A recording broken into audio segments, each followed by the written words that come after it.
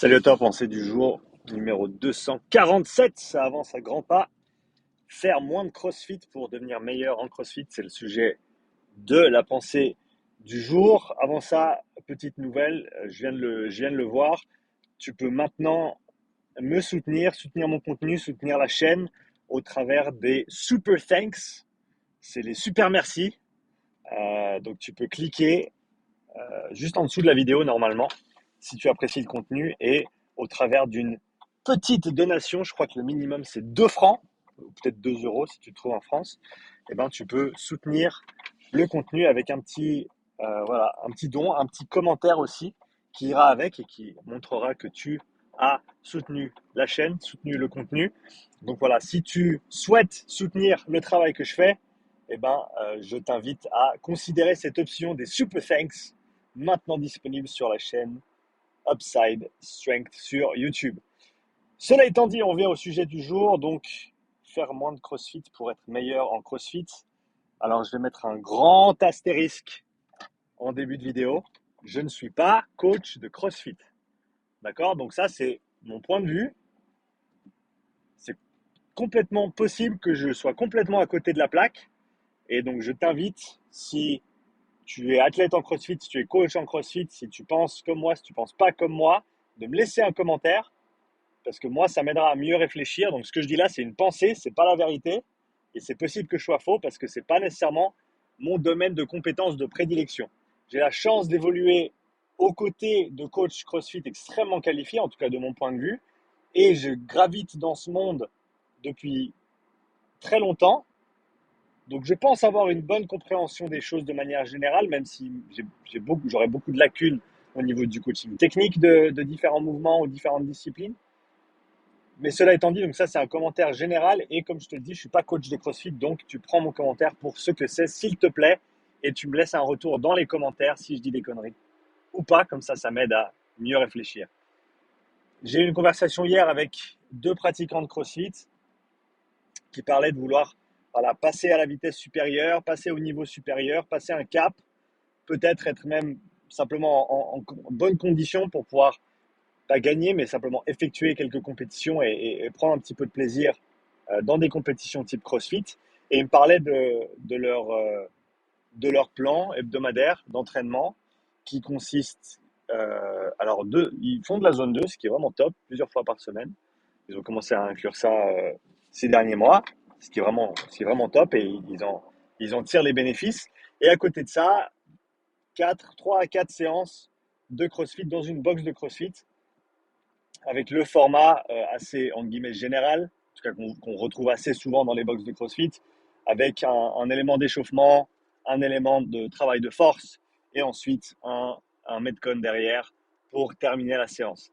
Et donc, là, ça fait plusieurs années qu'ils s'entraînent déjà, et ils ont envie de passer au niveau supérieur, ils ont quelques lacunes au niveau de certains mouvements techniques, et donc, ma recommandation, c'était en gros, de niveler vers le bas un petit peu la quantité de Metcon qui sont effectués.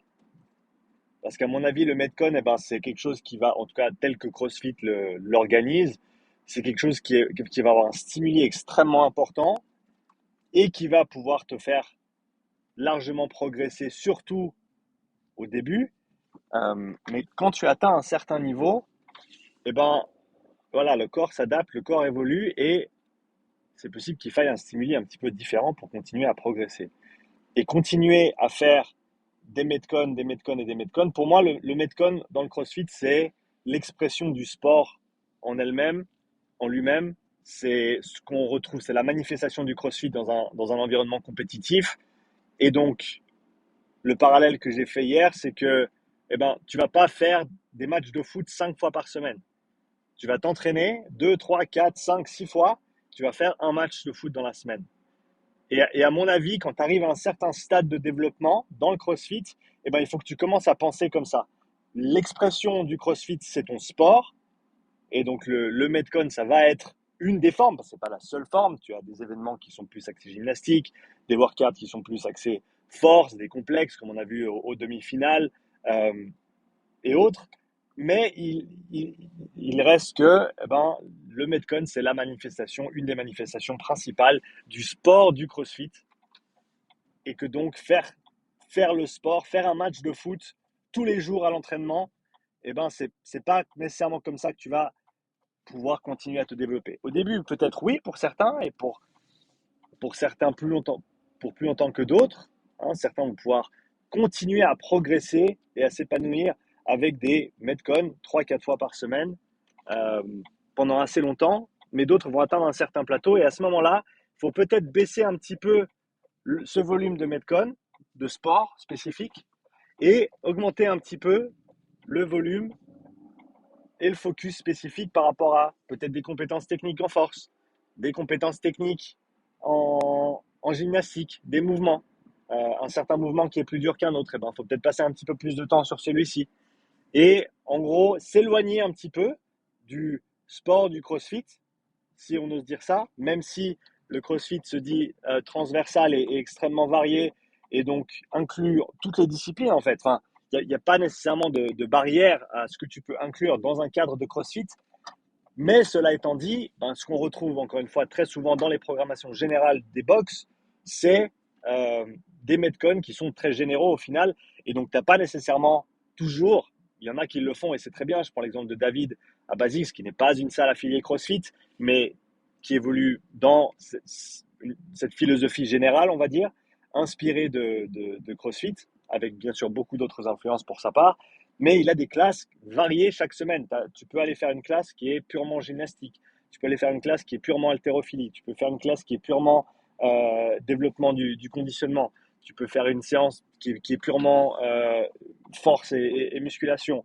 Tu as vraiment un panel extrêmement varié, ce qui, à mon avis, te permet de continuer à te développer dans des compétences spécifiques, dans des domaines spécifiques, qui vont ensuite avoir un transfert considérable sur le sport du CrossFit. Et à mon avis, à un moment donné, faut considérer ça. Il faut se dire, je vais faire un peu moins de CrossFit parce qu'il faut que je devienne meilleur en gymnastique, il faut que je devienne meilleur en force, il faut que je devienne meilleur en haltéro. Et pour ça, tu ne peux pas juste faire un 3 RM une fois par semaine, ensuite un 5 RM, ensuite ci, ensuite ça. À un moment donné, et encore une fois, ça va dépendre de tout un chacun, mais à un moment donné, il te faut une progression un petit peu plus spécifique. Il faut certainement un petit peu plus de volume pour continuer à progresser. Et donc, dans cette phase-là, il faut savoir se détacher un petit peu du sport pour mieux y revenir ensuite et pouvoir exprimer ces qualités que tu as développées euh, de manière spécifique dans le sport.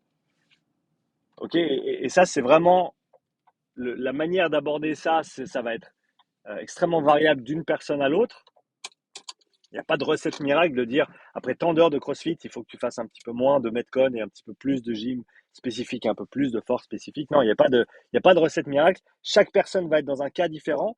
Mais pour quelqu'un qui a, on va dire, exploité le Metcon et le cadre général que j'ai énoncé au niveau des séances qui sont qui sont vraiment le cadre principal qu'on retrouve dans, pas toutes, mais encore une fois, la plupart des box, je dirais, de ce que j'ai vu en tout cas ou entendu, ce format entre guillemets classique où chaque séance finit avec un Metcon, à un moment donné, il faut se poser la question, une fois que j'ai exploité tout ça, à quel moment est-ce que je réduis un petit peu le travail et comment est-ce que je peux allouer plus de temps et plus d'énergie à ces autres compétences qui deviennent des facteurs limitants, que ce soit, voilà, j'ai pas de ring muscle up. Il te manque certainement du travail technique, des compétences techniques, mais également peut-être de la force en strict. Donc, est-ce que tu fais un cycle de travail strict au niveau haut du corps? Peut-être que un cycle de force bas du corps spécifique peut être super intéressant aussi. Peut-être que tu as besoin de travail technique en haltéro. Il y a tellement de compétences à explorer que tu ne peux pas simplement toujours faire le sport, la compétition, qui est le Metcon, si on veut bien dans ce cadre-là, comme je l'ai expliqué, euh, et, et, et, et croire que ça va te permettre de développer chaque mouvement de manière spécifique. Donc, éloigne-toi pour mieux y revenir et enrichir tes connaissances et tes compétences, étant donné que plus tu pourras être athlétique au sens extrêmement large, plus tu vas avoir de compétences physiques et techniques variées et larges, et mieux tu vas pouvoir les exprimer ensuite dans le cadre du sport du CrossFit. Et ça, j'en suis convaincu. Je pense que ben, il y a ceux qui sont juste très très bons au mouvement de CrossFit, mais je pense que avant tout, il faut penser à être un athlète et il faut essayer de remplir toutes les cases. Quand tu regardes la pyramide du CrossFit, et si je dis pas de bêtises, et tu pourras me corriger dans les commentaires parce que là je la fais de tête, mais je suis plus exactement sûr. Il me semble qu'il y a nutrition tout en bas. Il me semble qu'il y a Metcon. Il me semble qu'il y a gymnastique, pardon, haltérophilie, gymnastique, peut-être ces deux sont inversés. Et tout en haut, il y a le sport. Et dès le moment où tu veux faire de la compétition en CrossFit, eh ben, le sport, tout en haut de la pyramide, c'est le CrossFit. Et donc, ce qu'il y a en dessous, ce qui va venir soutenir ton sport, c'est pas nécessairement du pur CrossFit à proprement parler, mais c'est toutes les compétences individuelles et séparées qui vont te permettre ensuite d'exprimer ces qualités dans un cadre, dans une compétition CrossFit. Voilà. Donc c'était la petite pensée du jour. Je serais très curieux de savoir ce que toi tu en penses. Est-ce que tu es coach? Est-ce que tu es athlète? Laisse-moi un commentaire. Est-ce que je suis complètement à côté de la plaque? Je suis prêt à l'entendre aussi. Comme je t'ai dit, c'est ma pensée du jour et je ne suis pas coach CrossFit à proprement parler. Donc, prends-le pour ce que c'est. Quoi qu'il arrive, j'attends un like de ta part si tu as apprécié le contenu, peut-être même un super thanks si tu veux soutenir le contenu de la chaîne. Et encore une fois, un commentaire, ça me fait toujours plaisir de te lire. Et sur ce, je te dis à bientôt pour la nouvelle pensée du jour. Ciao!